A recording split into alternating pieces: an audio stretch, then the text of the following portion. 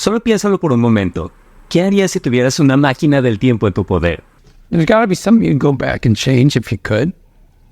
Tal vez te gustaría viajar al pasado y arreglar las cosas con tu ex.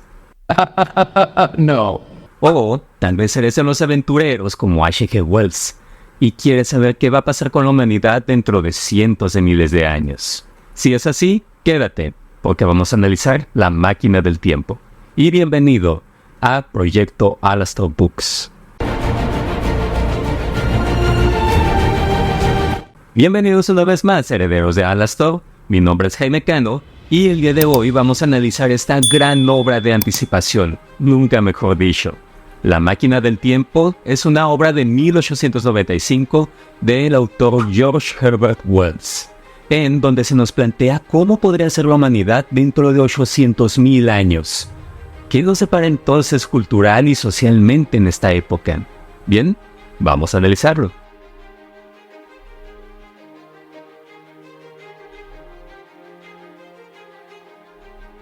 Para comprender mejor este libro, analicemos al hombre detrás de la obra. Herbert George Wells se consagró como uno de los padres de la ciencia ficción moderna gracias a 4 obras emblemáticas: La Guerra de los Mundos, La Isla del Dr. Moreau, El Hombre Invisible y, por supuesto, La Máquina del Tiempo.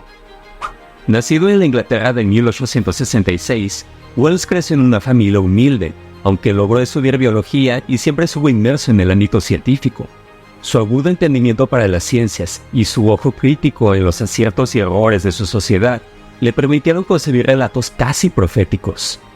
Además, en sus 4 obras principales no solo se enfocan en las posibilidades extraordinarias de la ciencia, sino también en las consecuencias sociales, emocionales e incluso morales de sus personajes. Por ejemplo, en El Hombre Invisible, el protagonista es un hombre sin escrúpulos, una gran mente científica, pero que utiliza este gran descubrimiento únicamente para sus fines egoístas. En La Isla del Dr. Moreau, por otra parte, conocemos a un científico capaz de mezclar el ADN tanto de animales como de seres humanos. Y en ese caso, el hombre no está limitado por ningún tipo de ética o moralidad. Y es precisamente por ese tipo de relatos que Wells se consideraba a sí mismo más un crítico social que un autor de ciencia ficción. En cuanto al aspecto científico, Wells era algo así como fue Julio Verne también, un autor profético que en sus relatos estaba adelantado a los inventos de la época. Pues en Wells ya encontramos tanques de guerra, bombas atómicas, experimentación genética e incluso viajes espaciales. Todo ello en una época en que la gente todavía se movía en carruajes y en caballos. De hecho, su interés por la ciencia lo llevó a crear su propia teoría, la de la cuarta dimensión. ¿Y en qué consiste? Pues bien, Wells nos explica que para encontrar un objeto necesitamos no solo de las 3 dimensiones espaciales que conocemos, sino de una cuarta dimensión, el tiempo. Actualmente esa idea podrá parecernos una obviedad. Sin embargo, en el siglo XIX esto era demasiado revolucionario, algo que no era del todo comprendido por las mentes, incluso por las científicas de la época. De hecho, Wells estaba adelantando algo que más tarde conoceríamos como el espacio-tiempo, un concepto que cobraría más relevancia cuando Albert Einstein trabajaría en él. De hecho, Wells y Einstein llegaron a conclusiones bastante similares. Sin embargo, fue Einstein quien tomó la batuta en este campo, y en su teoría de la relatividad pudo explicar con mayor detalle al mundo esta consideración del espacio y del tiempo como algo que está interconectado. En cambio, H.G. Wells concibió que sus ideas, aunque parecieran extrañas, podía difundirlas entre la gente. Quizá no a través de un estudio científico, como lo pensó en un principio, pero sí a través de la ficción. Un gran vehículo para dar este conocimiento a la gente mientras se divertía leyendo esas historias. Esta idea de propagar ideas científicas a través de la literatura no es nueva en realidad, pues Johannes Kepler ya lo había hecho en 1634 con su obra Somnium, que por cierto les dejo en este video la importancia de esta obra y cómo fue que inició el género de la ciencia ficción tal como lo conocemos. Pero volviendo a Wells y a su idea de la cuarta dimensión, este fue precisamente el germen para la historia de la máquina del tiempo. Esta historia le serviría no solo para difundir sus propias ideas científicas, sino también para hacer una aguda crítica social a la Inglaterra victoriana de la época.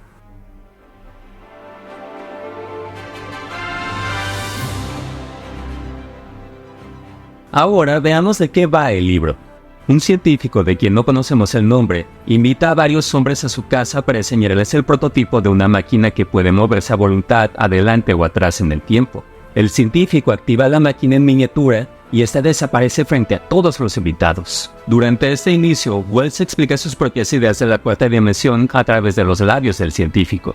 Después de una primera demostración, este les pide que vuelvan el día siguiente, ya que utilizará una máquina mayor para viajar él mismo al futuro. Cuando los hombres regresan, encuentran al viajero sucio y desorientado. Él les explica que acaba de regresar de un viaje fantástico. Esa noche les cuenta lo que vio. 800,000 años en el futuro, el hombre se encuentra con un mundo de edificios gigantescos de mármol y metal.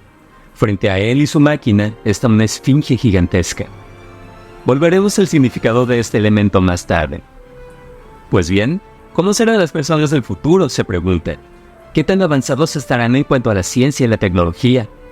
El viajero no tarda en encontrarse con los humanos del futuro, quienes son realmente pequeños, como si fueran niños. Además menciona que las diferencias entre sexos parecen inexistentes entre ellos. Además, esta raza hermosa pero débil parece mostrar muy poco interés por el viajero, pues después de la primera impresión que les genera, simplemente se olvidan de él. No intentan aprender su idioma, ni tampoco están interesados en enseñarles el suyo propio. El viajero entonces no tarda en comprender que esta es una sociedad perezosa, dedicada únicamente al placer, en donde los seres humanos han vuelto a este estado casi infantilizado, en donde ya tienen todo a la mano, así que no se preocupan por ocupar su entrenamiento ni físico ni mental.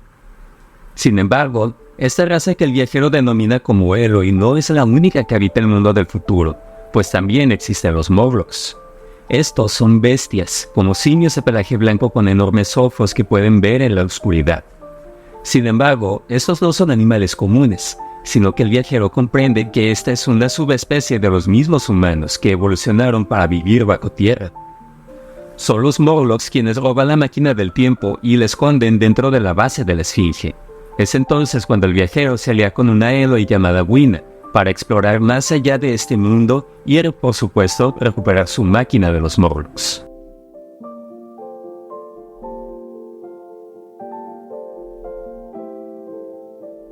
Este libro, aunque corto, tiene bastante significado, ya sea en las figuras y en las metáforas que tiene, o en su visión sobre el futuro. Pero más allá de eso también está la evidente crítica a la sociedad victoriana. Pues en esta sociedad del futuro, tanto los Eloi como los Morlock pueden ser la clase alta y la clase baja de Inglaterra. Lo que Wells propone es que a través del tiempo esas diferencias sociales podrían llegar incluso a ser diferencias biológicas. De continuar esa separación de clases de esta forma, Wells imagina que las condiciones sociales influirán incluso en la biología de los individuos, al grado de transformarlos en seres completamente diferentes. Sin embargo, más allá de las descripciones de los Morlocks, parece que en nuestra sociedad actual nos estamos acercando más bien a los Eloi. Más de 120 años después de que Wells escribiera esta obra, nosotros parece que nos hemos convertido en esa subespecie que ya es cada vez más débil, en donde las diferencias de género entre hombres y mujeres parecen irse desvaneciendo poco a poco. Para el autor, eso significa la decadencia de la sociedad tal como la conocemos.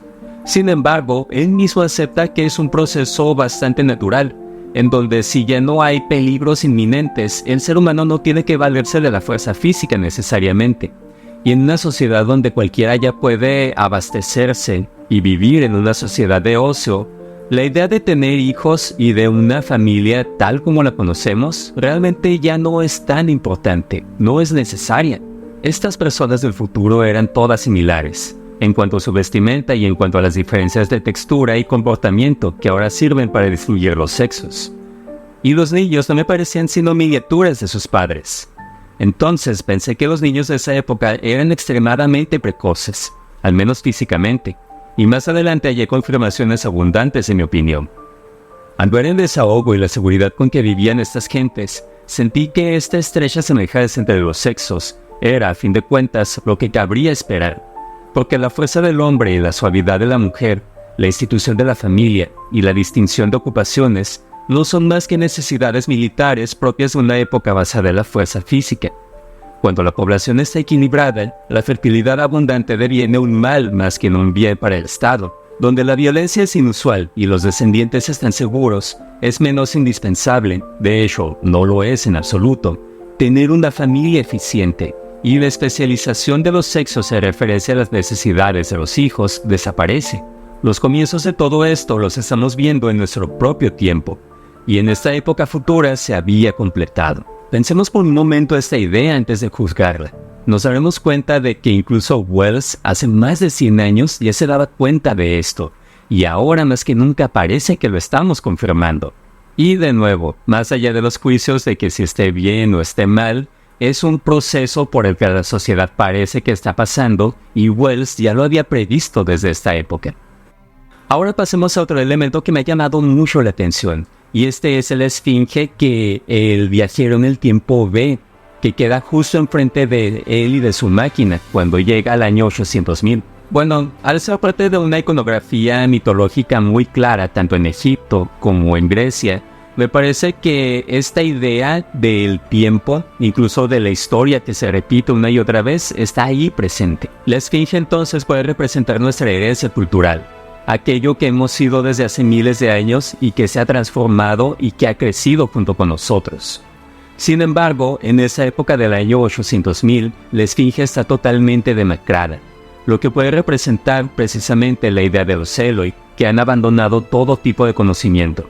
Pero tenemos una segunda interpretación de la esfinge, y es que desde el punto de vista del mito griego, la esfinge es un ser que le decía un acertijo a los viajeros para dejarlos pasar. Este acertijo consistía en lo siguiente: ¿cuál es el animal que camina en 4 patas cuando nace, que camina en 2 en su etapa madura y que antes de fallecer camina en 3 patas?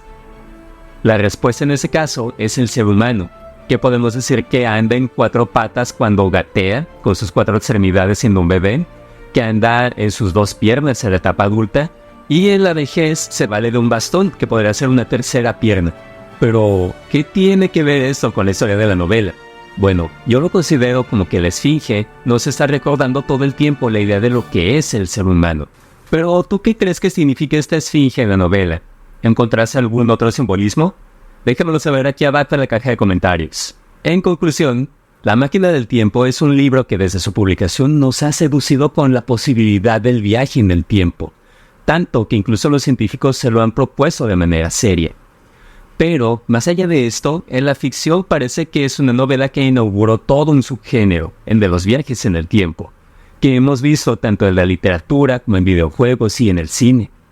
Sin duda, ese es un clásico de clásicos, un libro que te recomiendo ampliamente leer. Te recuerdo que si te gusta mi contenido y quieres ver más videos por el estilo, te suscribas, comentes este video y le des un like. Nos vemos para la siguiente, herederos de Alastor.